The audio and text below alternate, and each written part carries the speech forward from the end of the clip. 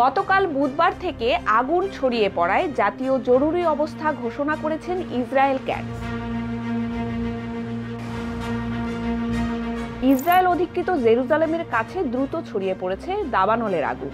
Jerusalem পোস্টের বরাত দিয়ে সংবাদ মাধ্যম আল মনিটর এক প্রতিবেদনে এই তথ্য জানিয়েছে।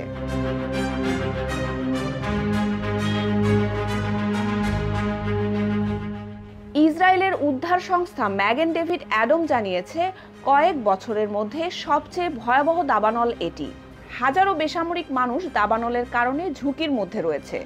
এমন পরিস্থিতিতে আগুন নেভানোর কাজে দমকল বাহিনীকে সহায়তার জন্য সেনা মোতায়েনেরও নির্দেশ দিয়েছেন ক্যাটস।